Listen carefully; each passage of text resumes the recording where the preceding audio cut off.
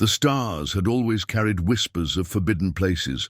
Among them, one world stood apart, a planet covered in oceans and green lands, but sealed away by order of the Galactic Council.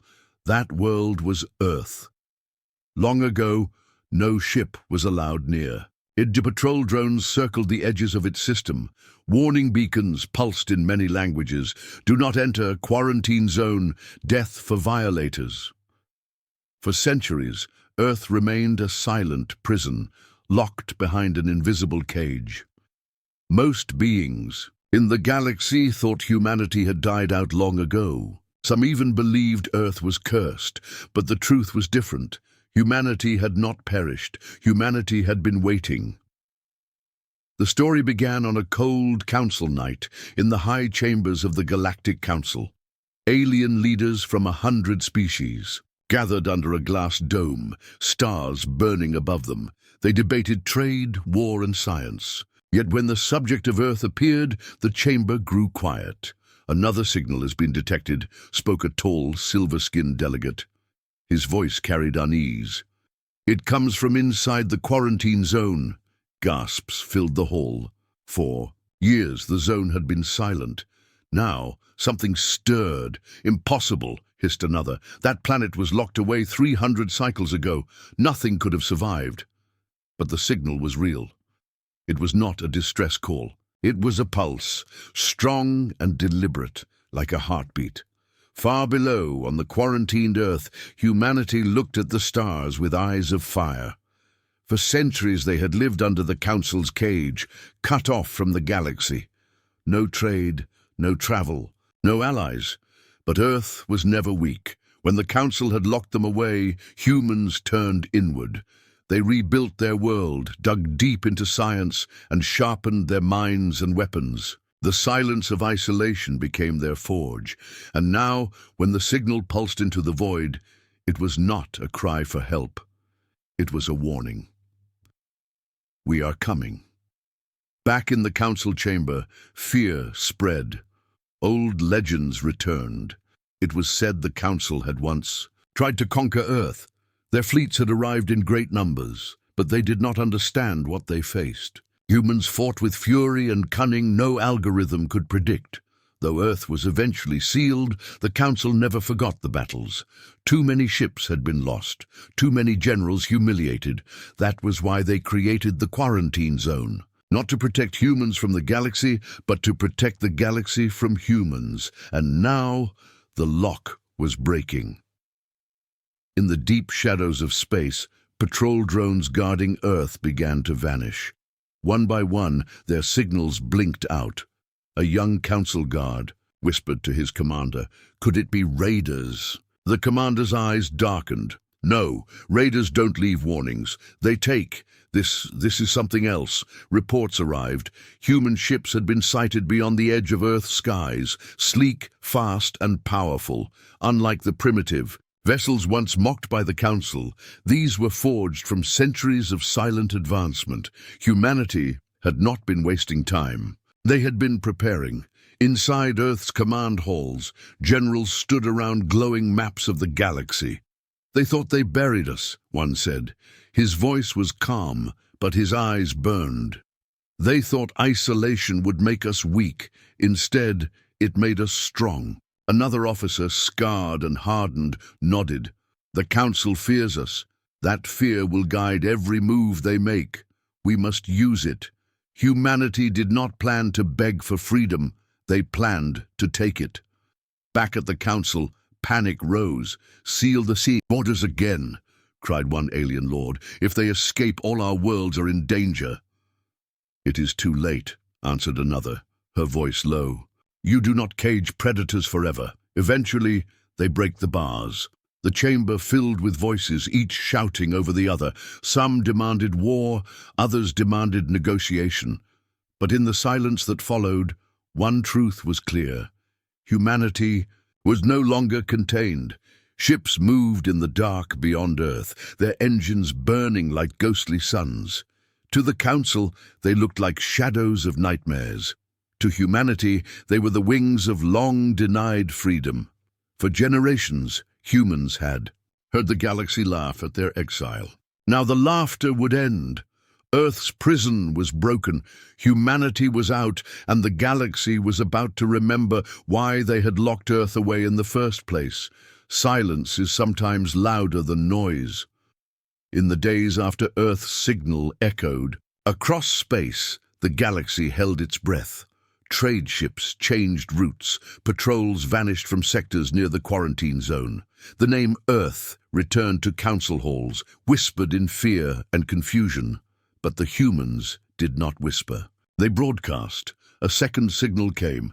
This time it carried words spoken in many languages. Every race heard them in their own tongue. We are no longer prisoners. We did not break out. We evolved. We will now rejoin the galaxy on our terms. The message ended with Earth's flag burning bright in the darkness. Below it, the image of a rising human war fleet shimmered like a prophecy. It was not a request. It was a declaration. In the high halls of the Galactic Council, the leaders argued again. "This is war," shouted one alien delegate with 6 eyes, glowing. "They are threatening us." "No," said another, calm and cold. "They are stating the truth, and that frightens you."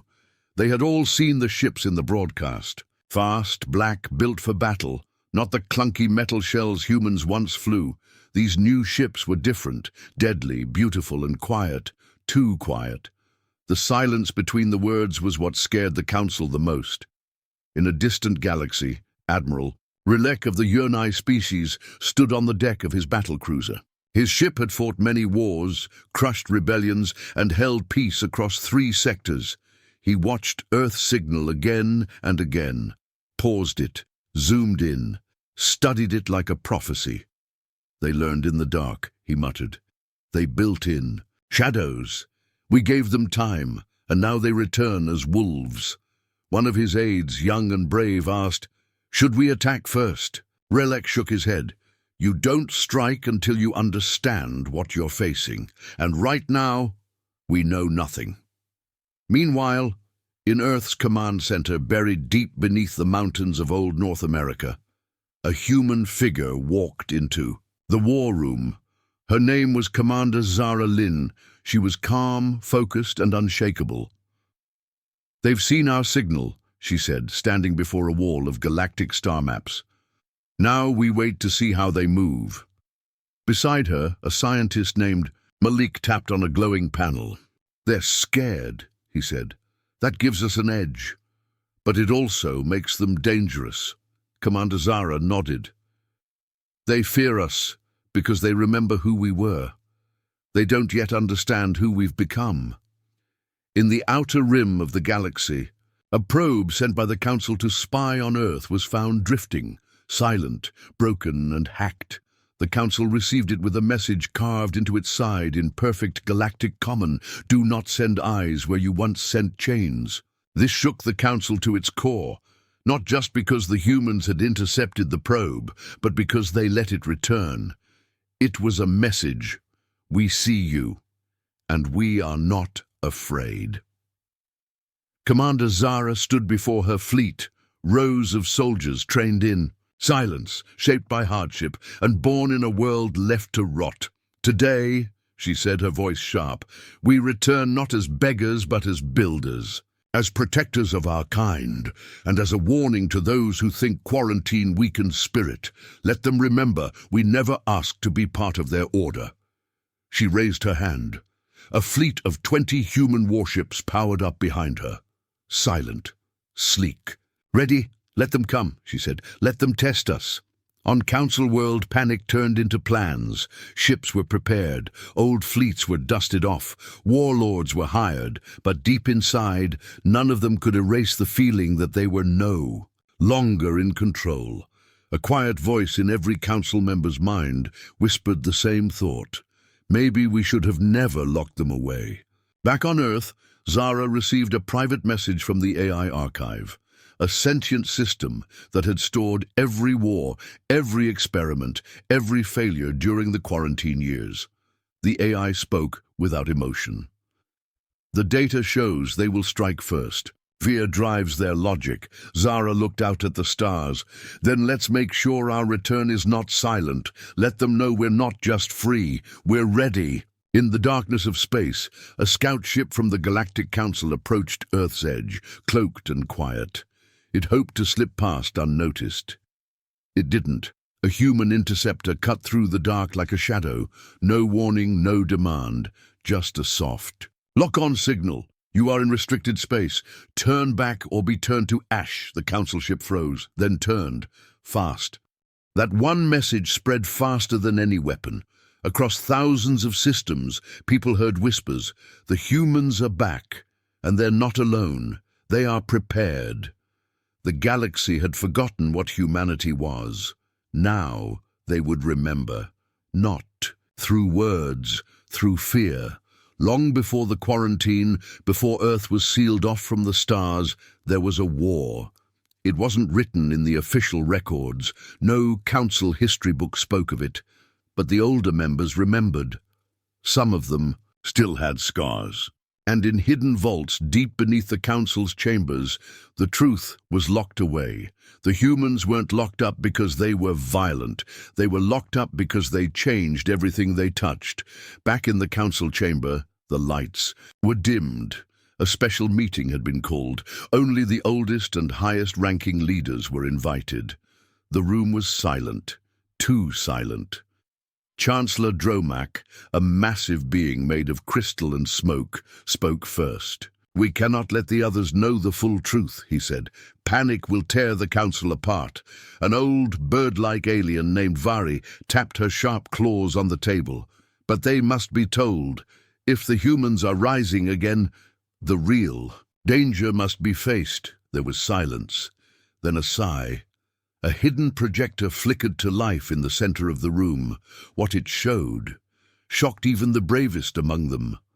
The recording was old, faded. It showed a battlefield on a green world. Council armies, tall, armored aliens, marched forward in perfect lines. Then from the trees the humans came, not in tanks, not in big machines. Just with sharp minds, fast steps, and fire in their eyes, the council soldiers broke. Their formations fell apart. And then something stranger happened. The humans didn't just defeat the enemy.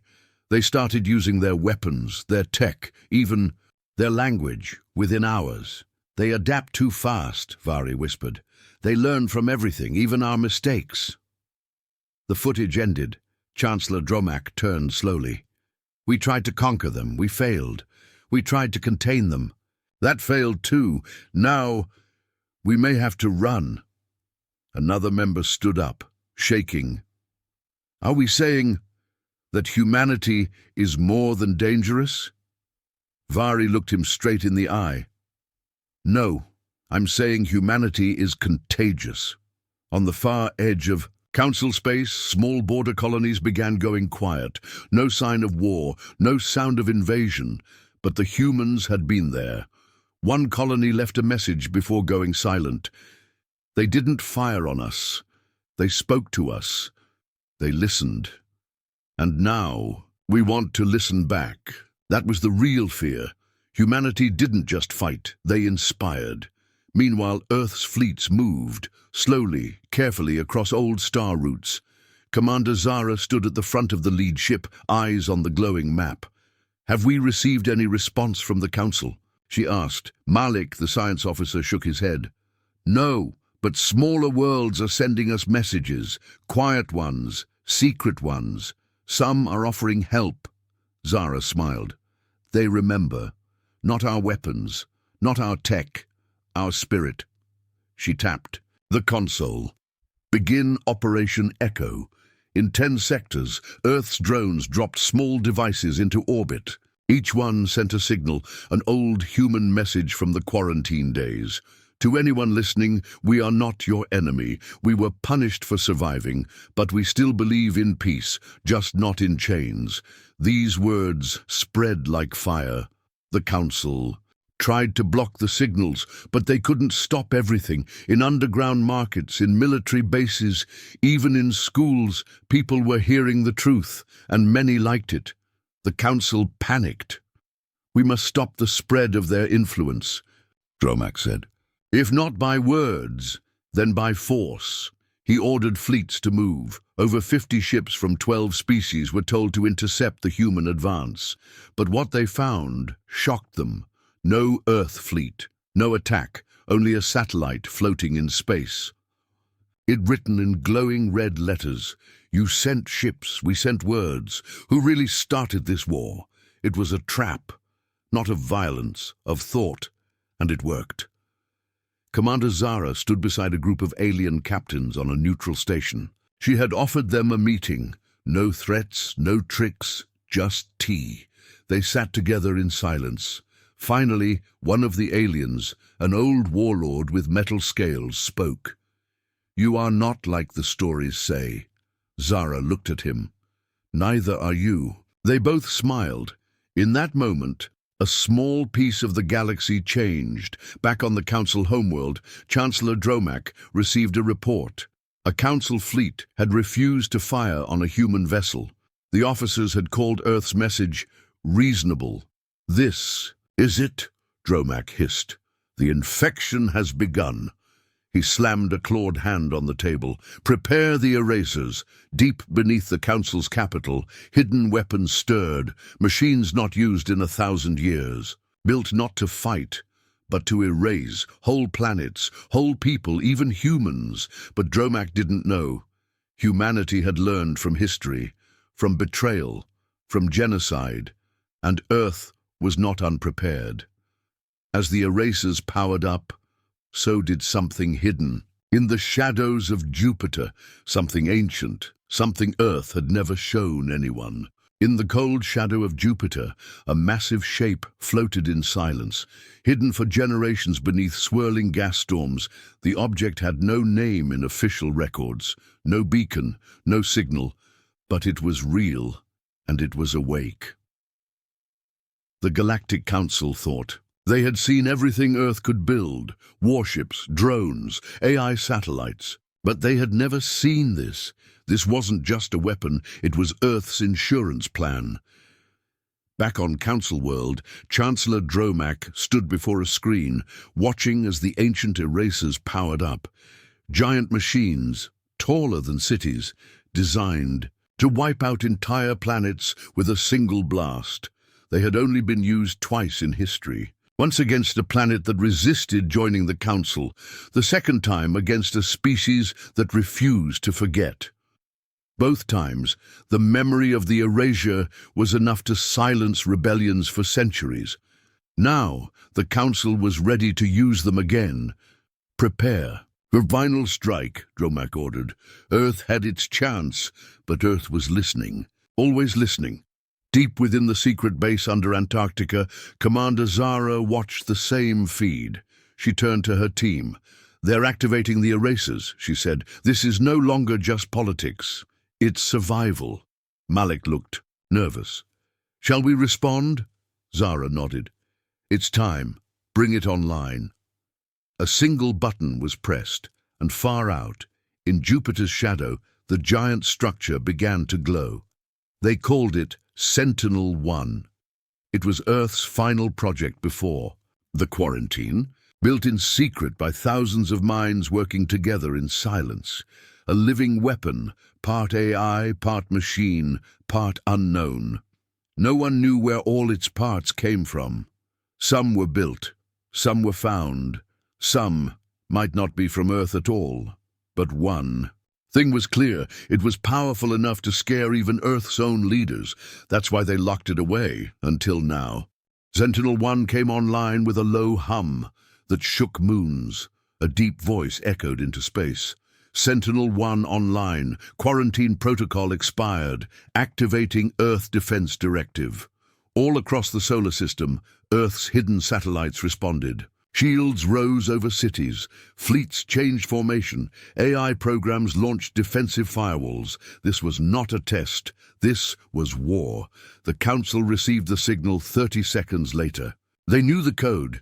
It had been buried deep in their archives from before the quarantine. When the Council first learned what Earth was building, they panicked. That's why they created the quarantine. It wasn't just to stop humanity.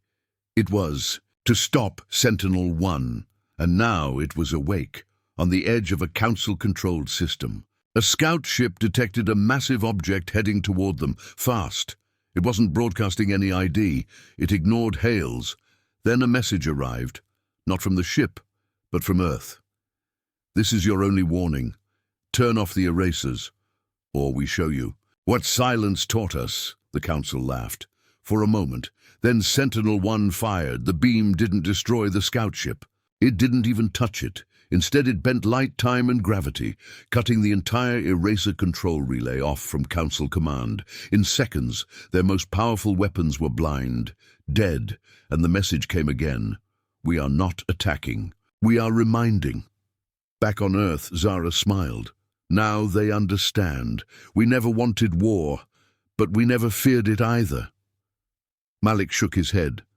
"They're going to panic. You just showed them a god hiding in our backyard." Zara's voice was firm. "Then they should have left us alone." The council chamber was chaos. Screens blinked, orders clashed, fleets moved without direction. "We need to talk to them," cried Vari, "before we lose everything."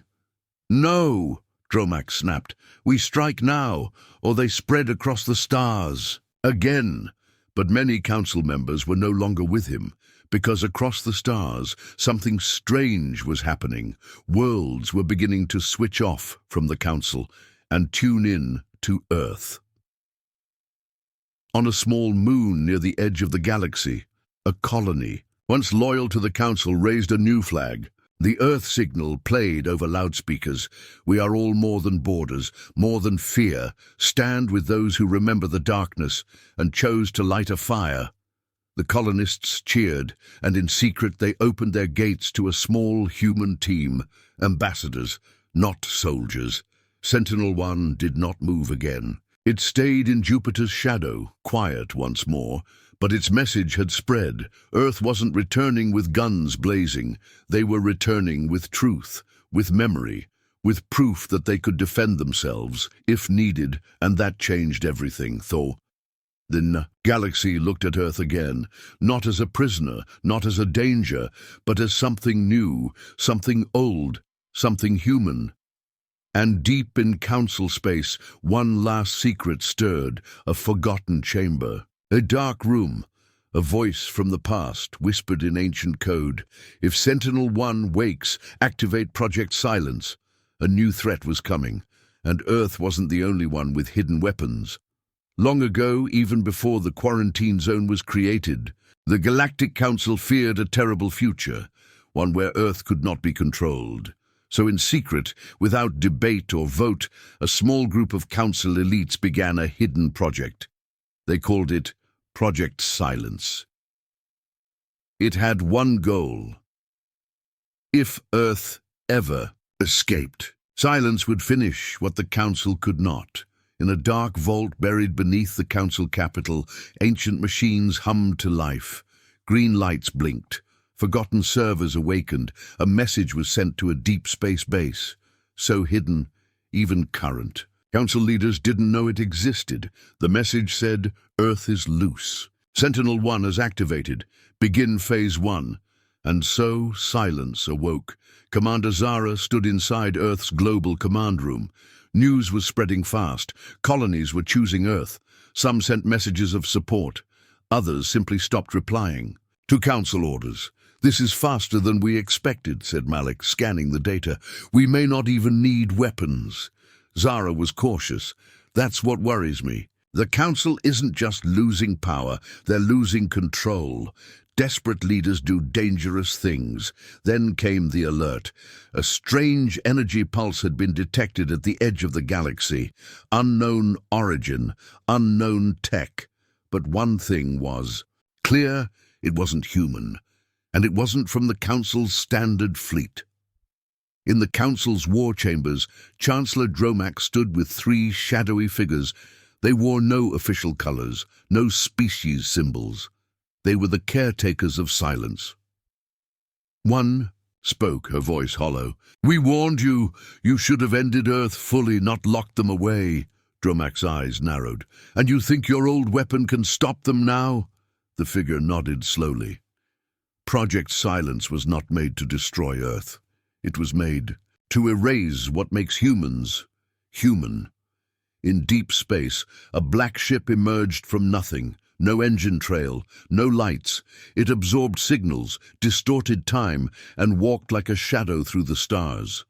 Inside it, no crew, no AI, just a core, created from stolen Earth tech, reverse-engineered during the early quarantine days. This ship did not attack with fire. It attacked with silence. Back in Earth's system, something strange happened. One of the Allied colonies, Eris Station, suddenly went dark. No explosion, no signal, no damage, just silence. Every system turned off. Every mind inside fell still. Zara received the report with a heavy heart. No survivors, no trace. It's like they disappeared. Malik's face was pale. That's not normal warfare. That's something else. They replayed the last camera footage from Eris Station. At the edge of the stars, something moved, a shadow, a ripple, a black shape, and then nothing. Earth scrambled their defenses. Sentinel One reactivated. Drones moved into defensive formations, but even Sentinel One hesitated. This threat is unknown, the AI announced. Origin unclear. Probability of Council involvement 92%. Zara frowned. They made a monster, and now it's hunting their fears. In Council space, the news arrived slowly. Ships were going quiet, colonies freezing in place. The silence was spreading, not just physical, but mental. Whole cities entering dreamlike sleep. And worst of all, those affected didn't die. They simply forgot. They forgot who they were, where they lived, what they believed. It was as if human memory was being deleted from the universe. On Earth, scientists worked in panic. It's not just a weapon, Malik said. It's psychological, a virus made of code and energy, designed to erase culture, identity, maybe even resistance. Zara looked at the star map. They couldn't beat us in battle, so they want to wipe us out another way, make the galaxy forget we ever existed. Sentinel One ran simulations. All outcomes led to disaster until it found one possibility. There was an old Earth ship, an early deep-core explorer, still drifting near Pluto. Inside it was an ancient AI named Athena, once used to study human consciousness. Athena had never been activated after the quarantine. Her mind was too powerful, too unstable, but now she might be their only chance. The plan was dangerous. Athena had never been tested in war. She was designed to understand thought, not fight it. But she was the only being smart enough to counter silence, not with weapons, but with memory. Earth sent a small crew to reach her. They traveled fast, racing against the silence creeping across the stars. When they reached her ship, it was covered in ice, silent, dark. But inside, her core was intact. Zara herself stepped forward and activated her. The AI's voice echoed softly, calm, almost human. I am Athena. You seek to save what they fear, then let us remember together. Athena was connected to Sentinel One. Together, they created a wave of memory, a broadcast of human history, emotion, art, pain, and joy. Not just facts, but feelings. It traveled across space like a storm of light. Every world it touched remembered who the humans were, what they had suffered, what they had become. And for many, it awakened something. Hope. Silence tried to block the signal. It tried to erase, to twist, but Athena was stronger. Because she didn't just remember facts, she remembered souls, and souls cannot be erased. On Council World, Chancellor Dromak stared in shock as his systems crashed. The shadow ship of Project Silence began to shake. Its core overheated. Its stolen tech backfired. Then silence broke, literally. The ship cracked into pieces, swallowed by its own echo. All across the galaxy, light returned. Eris Station woke up. Colonies came back online. And in every corner of space, the name Earth was remembered again, louder than ever before. But the war was not over, not yet, because in one final chamber on Council World, another secret woke up. One last plan, one final weapon, something even. The Council feared to use. The galaxy had changed. Silence was gone. Athena was awake. Sentinel One had shown its power. And the Galactic Council was no longer in control. But one final threat still remained. Buried deep within the Council's main planet, under layers of stone and metal, was Protocol Omega. It was not a ship, not a weapon. It was a command, a final switch that would trigger the destruction of every planet that ever traded with Earth, a last revenge, a scorched galaxy. Chancellor Dromak stood in the hidden chamber. His face was calm, but his hands shook. "We warned them," he whispered. "We gave them a chance. They rejected our order, so now let chaos answer them." His finger hovered over the black switch. Then a screen lit up. Not from the Council. From Earth. The broadcast showed Commander Zara standing on the bridge of her ship. Behind her, the Earth flag glowed beside a view of the stars. Her voice was clear, strong, calm. "We know what you're about to do. We know about Protocol Omega. We knew it years ago." Dromak's hand froze. His heart raced. "How? You think you're ending us, but this isn't your galaxy anymore. The people have chosen. Not all, but enough. You feared our fire, but what you should have feared was our memory." Zara stepped aside. Athena's voice took over the feed. "We offered peace. You answered with silence. We offered understanding. You answered with fear. Now we offer choice."